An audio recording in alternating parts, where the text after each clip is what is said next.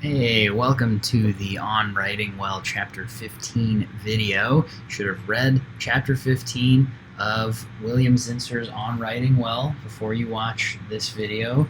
You might read it from the book itself, or you might read it through a provided PDF, whichever is fine, but you do definitely have access to the PDF if you're in my course.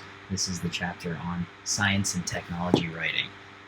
Hopefully this is just kind of an amuse-bouche for you and you realize this book sounds awesome, I should read the whole thing. Again, I highly recommend it. So by the end of the video we'll talk, and then of course by the end of you reading as well, you'll hopefully be able to start thinking about how you might write in Zinsser's recommended sequential upside-down pyramid style of science writing.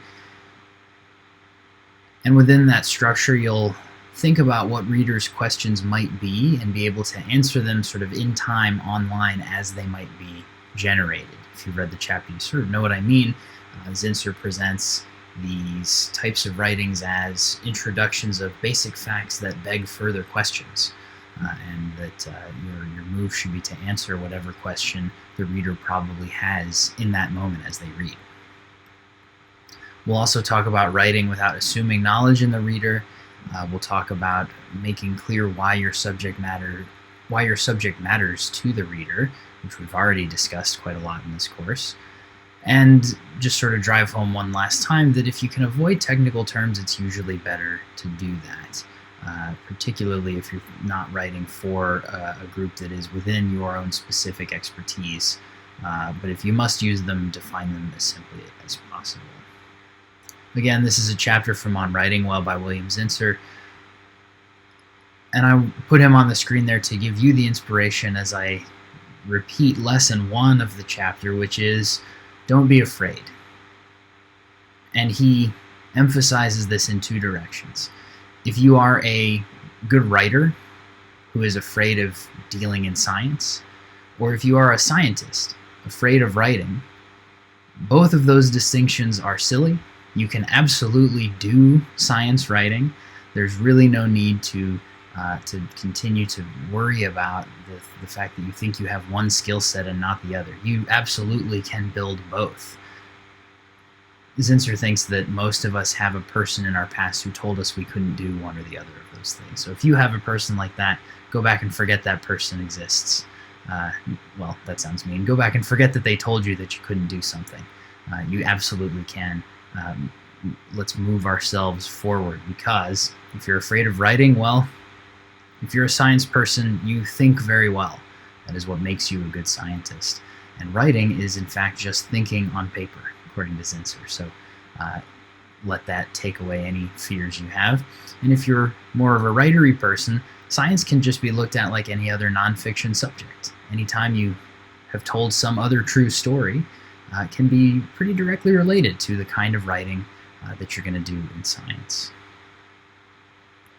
Zinsser recommends thinking about science writing as organized in what he calls an upside-down pyramid, which basically means you're going to start with the most general comments and facts and drill down to the most specific as you go forward. So he says that your very first sentence, sentence 1, should be the one fact the reader must know before they can learn anymore. And he gives you lots of great examples of this in the chapter.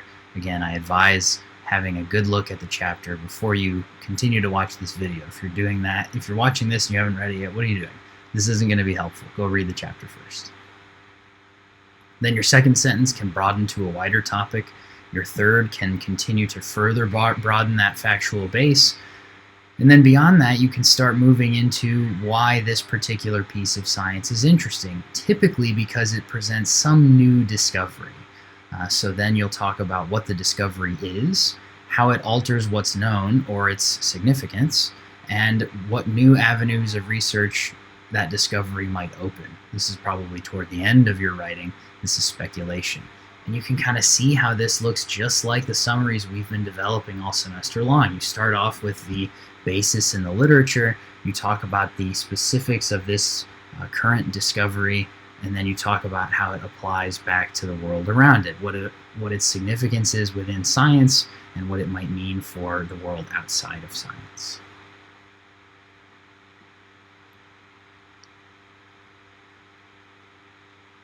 I'll just highlight a couple more things from the chapter. If you're not sure how to start, one way is to think of the first question a brand new reader would have about your topic, and use that to write your very first sentence. Once you've written that, try to think of what question an unfamiliar reader would have after having read it. What would they want to know next? Great examples, again, of this process in the chapter itself. Then you can think about how this current study fits into the larger context of the literature and the science before and after it, and mostly before, and then what does it contribute to that larger body of information? How does it add to the science? What is its role within the science? He really heavily advises finding a human element and trying to remove mystery. I would argue that's more for non-academic writing. If you're ever writing a blog or you're trying to describe your study to people who are outside psychology, you might think about finding the human element, but in general, if you're going to be finding a human element in psych, it probably shouldn't quite be yourself. He advises this as a writer writing about science that you haven't done.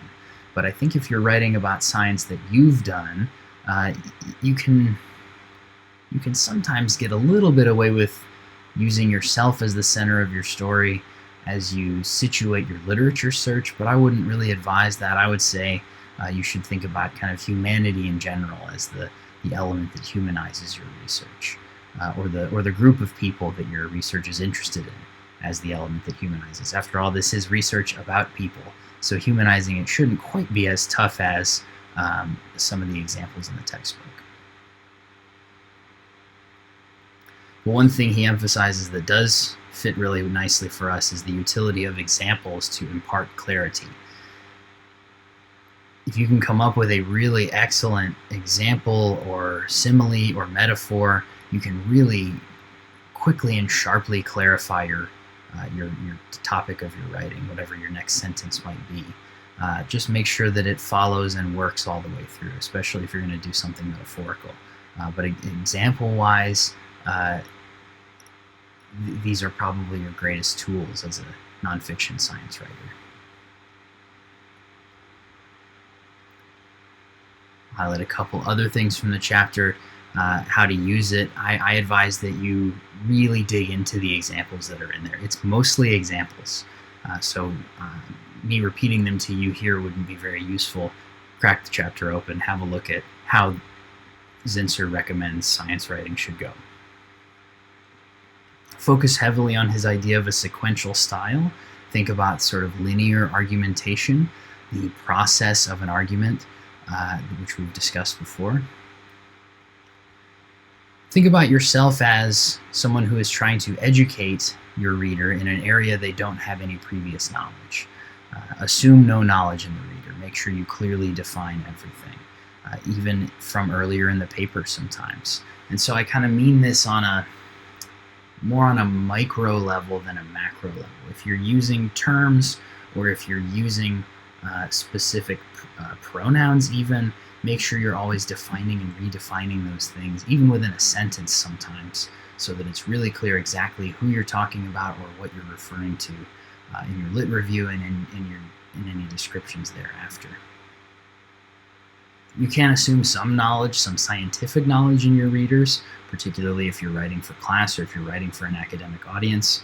But in general, assume that they have no previous knowledge about what you did specifically, about your lit review and your research. Again, seek that clear linear explanation of your topic, and of course don't forget to tell the reader why it matters. And lastly, one more time, define any terms that you need to bring up, avoid acronyms if possible, and of course define them when they do. I hope you enjoyed this little bit of reading. I hope that this encourages you to go out and get the book. It's one that I've read a bunch of times through and is always helpful and always gives new bits, new little pieces of advice, has new nuggets I can pull out. It's a great piece for anyone who's going to be writing in their career, which is actually basically everyone. So pick it up if you have the chance. Borrow it from me if you'd like. I have a couple copies for that purpose. Thanks for reading and then watching. Hope you enjoyed.